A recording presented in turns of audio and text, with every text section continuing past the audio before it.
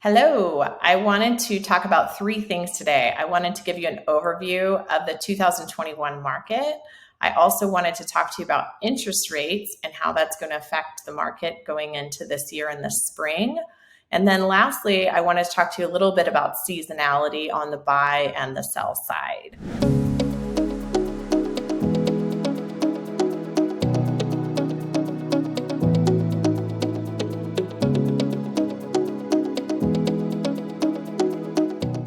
My name is Ruth Krishnan with the Krishnan team. We try to do some updates like this once a month, so feel free to follow us to get those updates regularly. So let's start talking about the market. So 2021 was a pretty banner year for San Francisco. Sales were up higher than they have been in 16 years. So we closed the market out at 13.5 billion in sales. And over the last 4 or 5 years, we've been averaging between 8.5 and 9 billion. So up 4.5 billion for sales this year. So pretty extraordinary in terms of the number of homes and the number of condos sold. A lot of that was actually seen in the condo market, which is kind of interesting. The condo market has been very soft. And the last year, a lot of that inventory started disappearing. I think what started happening is that as prices were rising, some of those buyers decided that they just really wanted to buy a home and couldn't afford a single family home and then bought a condo instead. So I think what we're going to see moving into 2021 is continued pressure on the pricing for condo because there really is not a bunch of pimped up inventory in the condo market as there have been before. I don't think we will see the appreciation that we have seen in single family homes because there's always going to be more condo inventory available than there will be single family homes because we're only a 7x7 city. So that's kind of the nature of being, smaller geographically. The other thing to note is median prices. So median prices went from 1.6 to $1.8 million.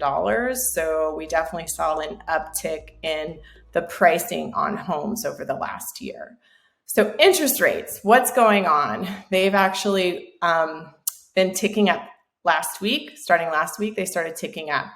Now, Econ 101 will tell you that rising interest rates means that there'll be pressure on prices. And so maybe if you're a buyer, you should wait. Maybe if you're a seller, you should hurry up and sell. Having sold homes for 13 years in San Francisco, and actually econ was one of my favorite subjects in college, I will tell you that the textbook definition of what's supposed to happen with interest rates does not happen in San Francisco.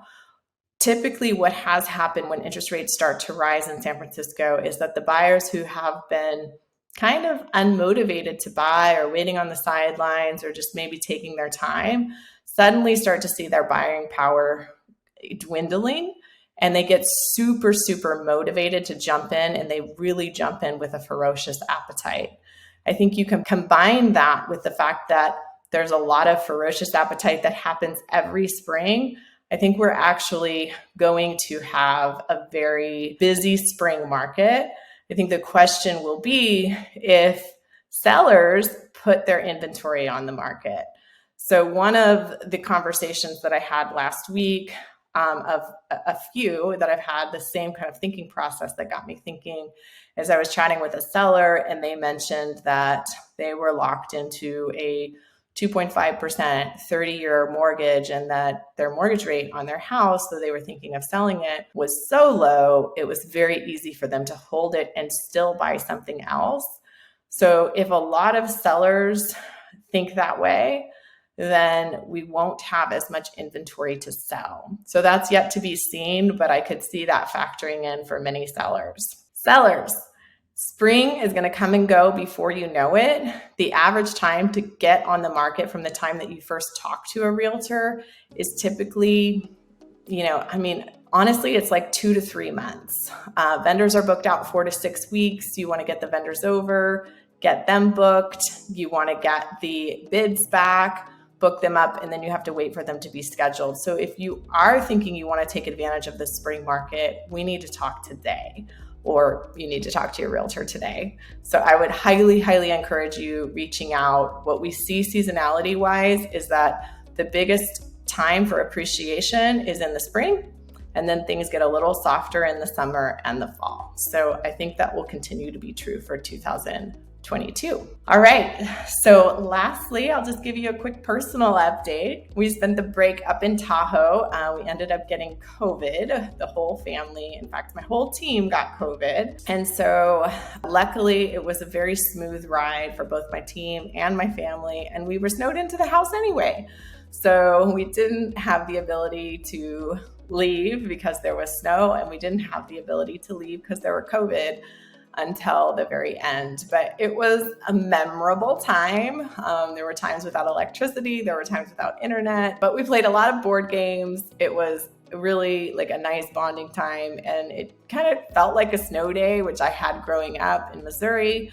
So it was nice. And there was a lot of bonding time that happened, and I'm grateful to have had that time.